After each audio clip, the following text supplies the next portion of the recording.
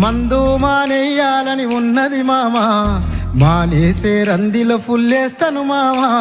తెల్లారిత తాగొద్దని ఉంటది మామా, తలకెక్కెనని పొద్దున పెగ్గేస్తుంది మామా. ఏమున్నది మామా ఈ మందు సీసల్లా, ఏమున్నది మామా ఈ మందు సీసల్లా, మన బతుకంతా బంది చేసినది సూడిలా.